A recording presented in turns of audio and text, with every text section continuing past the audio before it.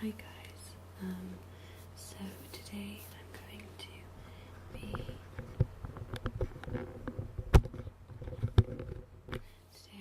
be reading some more of the Roald Dahl revolting rhymes. Roald Dahl's revolting rhymes. But before that, I'd just like to say, if you'd like to vote for the next book that I'm going to be reading, it'll be the same books as you voted for last time, so just if you already voted for one book, don't vote again, but just if you haven't voted yet, then you can vote. If nobody votes, then I'll just pick the one that had the second most views last time. So last time I read Cinderella and Little Red Riding Hood. This time I'm going to start with Jack and the Beanstalk.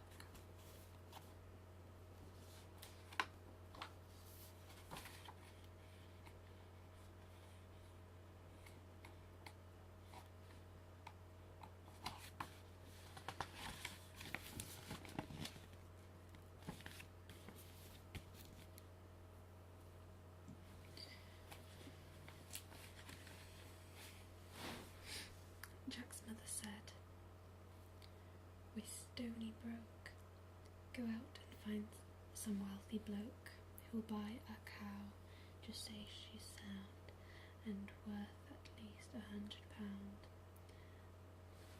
But don't you dare to let him know that she's as old as Billy-O."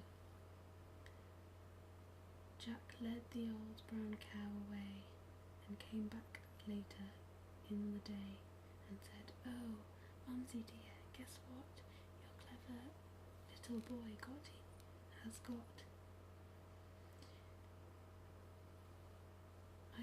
I really don't know how, a soup trade in for a cow." The mother said, "You little creep, I'll bet you sold her much too cheap."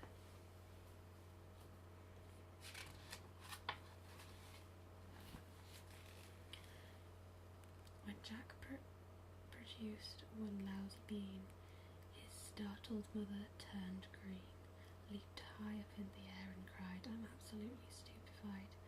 You crazy boy, do you really mean you sold our Daisy for a bean?" She snatched the bean, she yelled, "You chump," and flung it on a rubbish dump. Then summoning up all her power, she beat the boy for half an hour, using, and nothing could be meaner, the handle of a vacuum cleaner.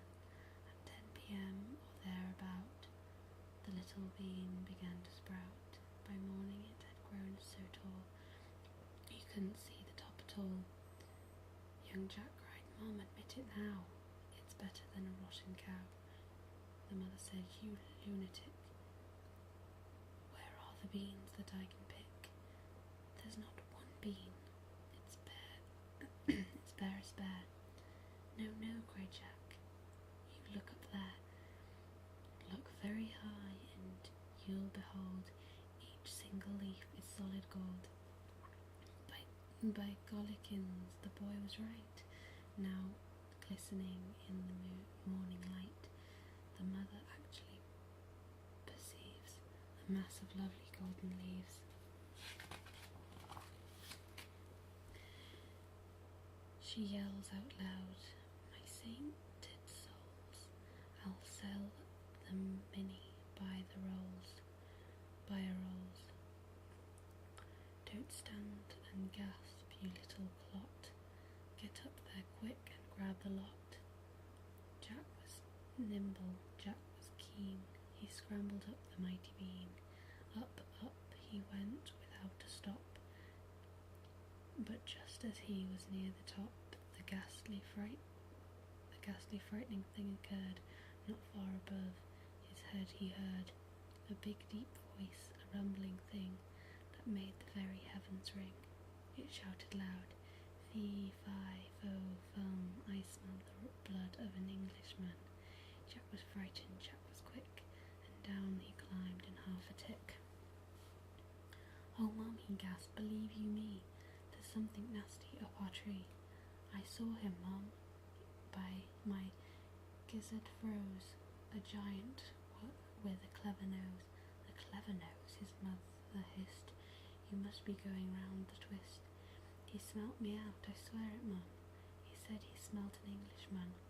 And Mother said, "And well he might. I've told you every single night to take a bath because you smell. But would you do it? Would you, hell? You even make your mother shrink because of your unholy stink." Jack answered, "Well, if you're so clean, why don't you climb up that crazy bean?"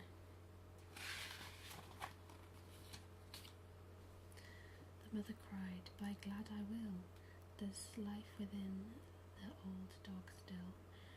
She hitched her skirt above her knee and disappeared right up the tree. Now would the giant smell his mum? Jack listened for the faux fum. He gazed aloft. He wondered when the dreaded words would come, and then, from somewhere high above the ground, there came a frightful crunching sound. He heard the giant mutter twice, "By gosh, that tasted very nice. Although," and this in grumbling tones, "I wish there weren't so many bones." "By Christopher," Jack cried. "By gum, the giant's eaten up my mum. He smelt her out. He smelt her out. She's in his belly. I had a hunch that she was smelly." Jack stood there gazing longingly upon the huge and golden tree. He murmured softly, "Golly gosh, I guess I'll have to take a wash if I am going to climb the tree without the giant smelling me. In fact, a bath, my only hope." He rushed indoors and grabbed the soap. He scrubbed his body everywhere. He even washed and rinsed his hair.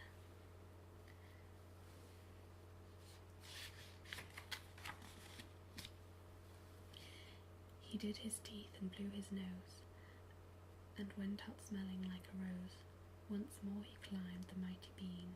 The giant sat there, gross, obscene, muttering through his vicious teeth, while Jack sat tensely just beneath, muttering loud, "Fee-fi-fo-fum, right now I can't smell anyone." Jack waited till the giant slept, then out along the boughs he crept, and gathered so much gold, I swear, he was an instant millionaire. "A bath," he said, "does seem to pay. I'm going to have one every day." So that was Jack and the Beanstalk. The next one is Snow White and the Seven Dwarfs.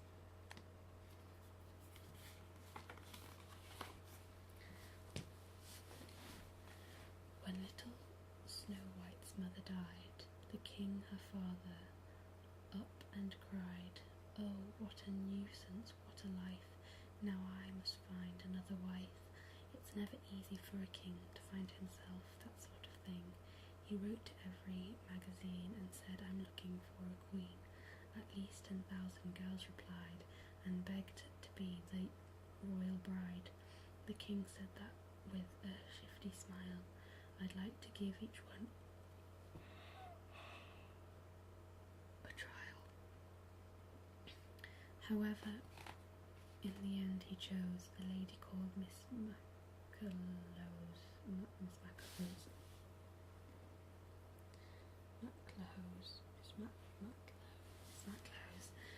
He brought along a curious toy that seemed to give her endless joy.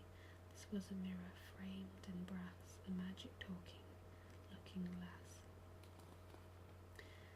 Ask it something day or night, it always got the answer right. For instance, if you were to say, "Oh mirror, what's for lunch today?" the thing would answer in a trice. "Today's scrambled eggs and rice." Now every day, week in, week out, the spoilt and stupid queen would shout, "Oh mirror, mirror on the wall, who is the fairest of them all?" The mirror answered, every time. Oh, madam, you're the queen sublime. You are the one, you are the only one to charm us. Queen, you're the cat's, Queen, you are the cat's pyjamas. For 10 whole years the silly queen repeated this absurd routine. Then suddenly, one awful night, she heard the magic mirror say, Huh? Then suddenly, one awful day, she heard the magic mirror say, From now on, Queen, you're number 2. Snow White is prettier than you. The Queen went absolutely wild. She yelled, I'm going to scrag that child. I'll cook her flaming goose, I'll skin her. I'll have her rotten guts for dinner. She called the huntsman to her study. She shouted at him, Listen, buddy, you drag that filthy girl outside and see you take her for a ride. Thereafter slit her ribs apart and bring me back her bleeding heart. The huntsman dragged the lovely child, deep into the forest wild, fearing the worst for Snow White she cried, Oh, please give me a break. The knife was poised, the arm was strong. She cried, I've done no wrong. The huntsman's heart began to flutter. It melted like a pound of butter. He murmured, Okay, beat it, kid. And you can bet your life she did. You can bet your life she did. Later the huntsman made a stop within a local butcher shop, and there he brought, for safety's sake, a bullock heart and one nice steak. Oh, Majesty, oh Queen, he cried, that rotten little girl has died, and just to prove I didn't cheat, I brought along these bits of meat. The Queen cried out, Bravissimo, I trust you killed her nice and slow. Then this is the disgusting part. The Queen sat down and ate the heart. I only hope she cooked it well. Boiled heart can be as tough as hell. While all of this was going on, oh where had Snow White gone? She'd found it easy, being pretty, to hitch a ride into the city, and there she'd got a job unpaid as general cook and parlour maid, with 7 funny little men, each one not more than 3'10". Big horse race jockeys, all of them. Ex-horse race jockeys, all of them. 7 dwarfs, though awfully nice. 7 dwarfs, though awfully nice, were guilty of one shocking vice. They squandered all of their resources at the racetrack baking horses. When they hadn't baked a winner, none of them got any dinner. One evening Snow White said, Look here, I think I've got a great idea. Just leave it all to me, okay? And no more gambling till I say. That very night at eventide, young Snow White hitched another ride, and then, when it was very late, she slipped in through the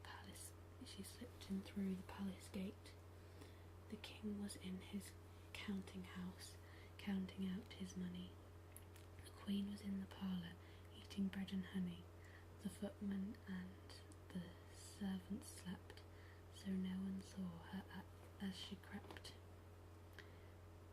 on tiptoe through the mighty hall, and grabbed the mirror off the wall. As soon as she had got it home, she told the senior dwarf or gnome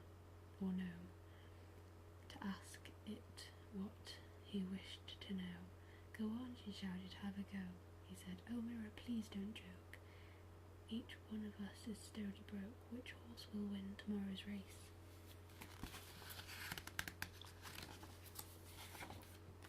The Asset Gold Cup Steeplechase.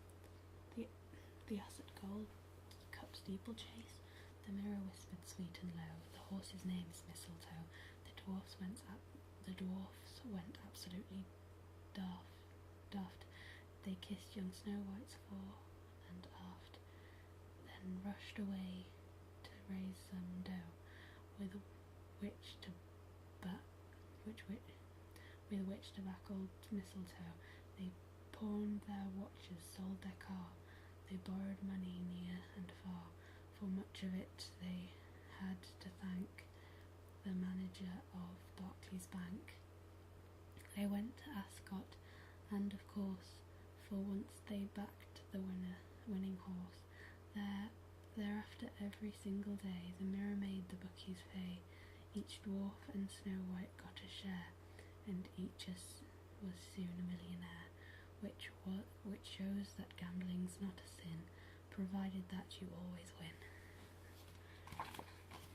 That was Snow White and the Seven Dwarfs. The next one is Goldilocks and the Three Bears.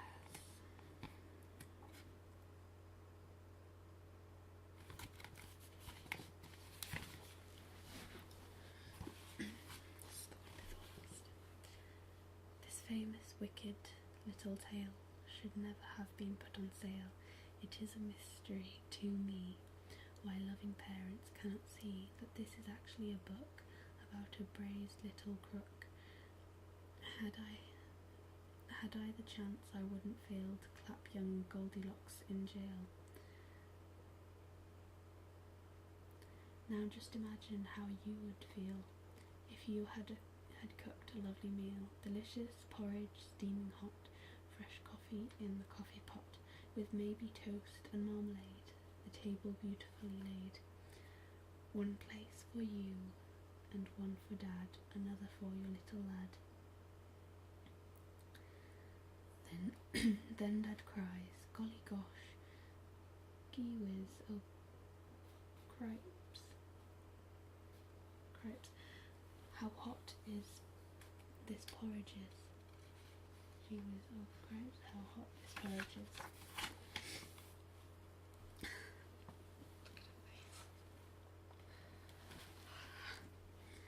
Let's take a walk along the street until it's cool enough to eat.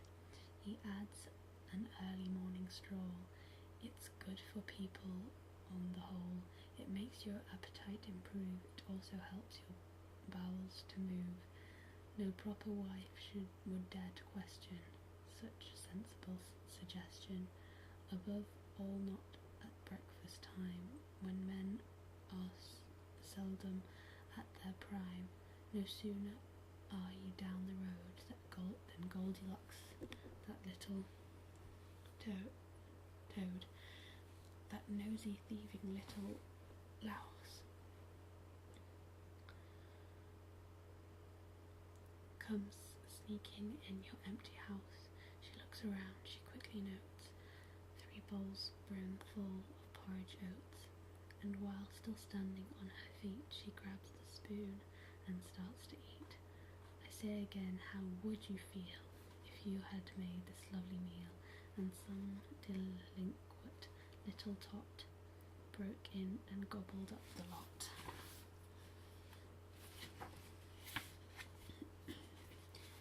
But wait, that's not the worst of it. Now comes the most distressing bit. You are, of course, a house-proud wife, and all your happy married life you have collected many things like gilded cherubs wearing wings, and furniture by Chippendale, bought at some famous auction sale. But your most special valued treasure, the piece that gives you endless pleasure, is one small children's dining chair, Elizabethan, very rare. It is in fact your joy and pride, passed down to to you on Grandma's side, but Goldilocks, like many freaks, does not appreciate antiques. She doesn't care, she doesn't mind, and now she plonks her fat behind upon this dainty precious chair, and crunch it bursts beyond repair. A nice girl would at once exclaim, "Oh dear, oh heavens, what a shame!" Not Goldie, she begins to swear, she bellows, "What a lousy chair!" and uses one disgusting word that luckily you've never heard.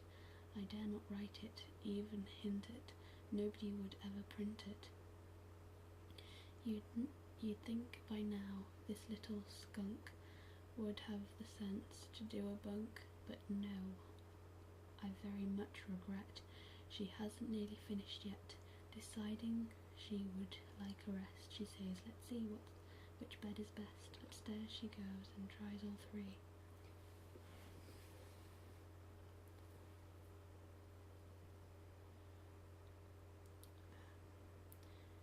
Here comes the next catastrophe.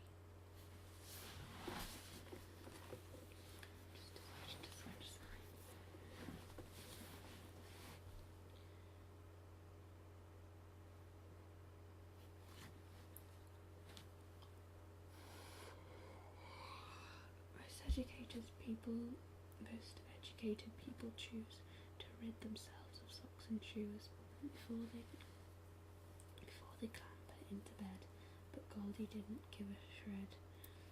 Her filthy shoes were thick with grime and mud and mush and slush and slime. Worst still, upon the heel of one was something that a dog had done.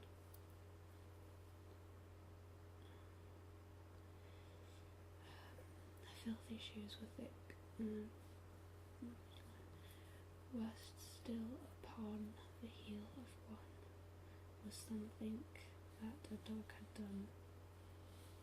I say once more that what would you think if all this horrid dirt and stink was smeared upon your eider-down by this revolting little clown? The famous story has no clues to show the girl removed her shoes.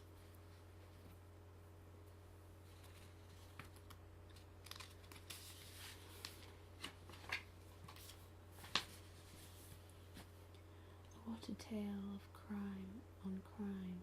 Let's check it for a second time. Crime 1. The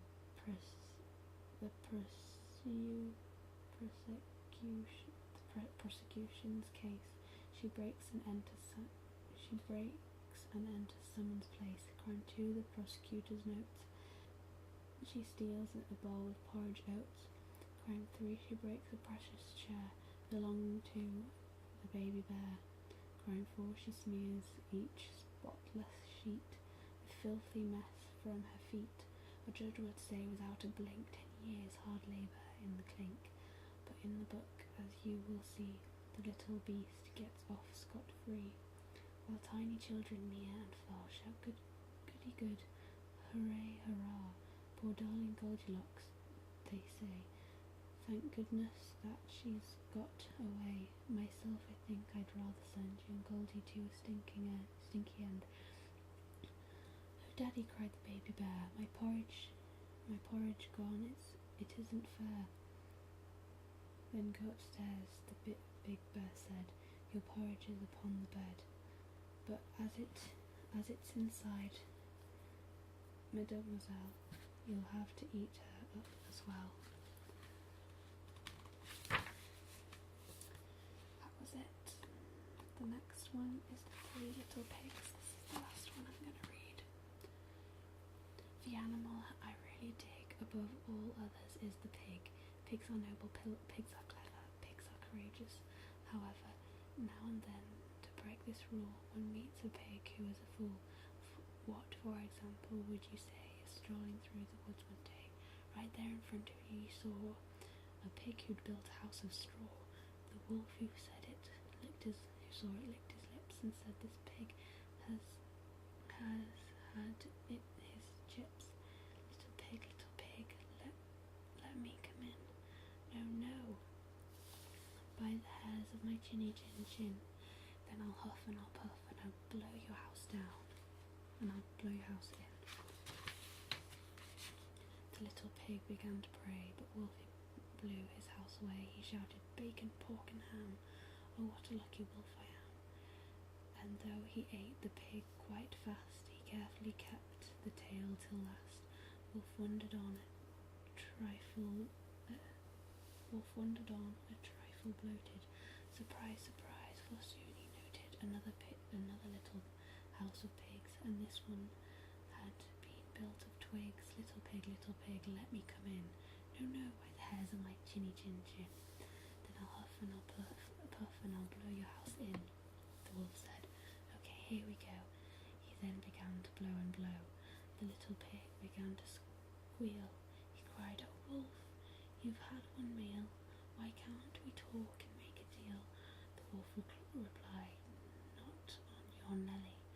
And soon the pig was in his belly. "Two juicy little pigs," Wolf cried, "but still I am not satisfied. I know full well my tummy's bulging, but oh, how I adore indulging."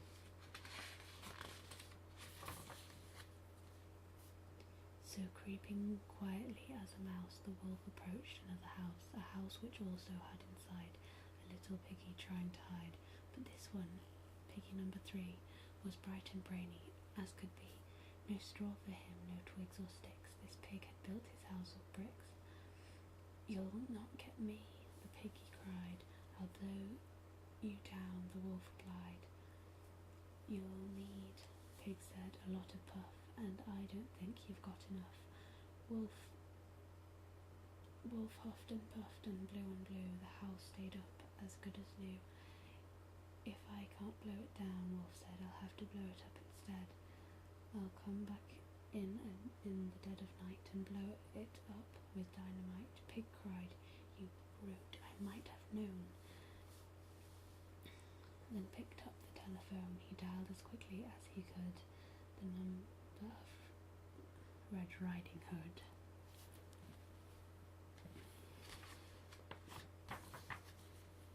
"Hello," she said. "Who's speaking who? Oh, hello, Piggy. How do you do?" Pig cried, "I need your help, Miss Hood. Please help me. Do you think you could?" "I'll try, of course," Miss Hood replied. "What's on your mind?" "Oh, Wolfie," Pig cried. "I know you've dealt with wolf before, and now I've got one at my door." "My darling Pig," she said, "my sweet, that's something really up my street. I've just begun to wash my hair, but when it's dry I'll be right there." A short while later, through the wood came striding brave Miss Riding Hood. The wolf stood there, his eyes ablaze, and yellowish like mayonnaise. His teeth were sharp, his gum were raw, and the spit was dripping from his jaw. Once more the maiden's eyelid flickered. She drew the pistol from her knickers. Once more she hits the vital spot and kills him with a single shot. Pig peeped through the window, stood, and yelled, "Well done, Miss Riding Hood." "Ah, Piglet, you must never trust young ladies from the upper crust, for now Miss Riding Hood, one notes, not only has 2 wolfskin coats, but when she goes from place to place, she has a pigskin travelling case."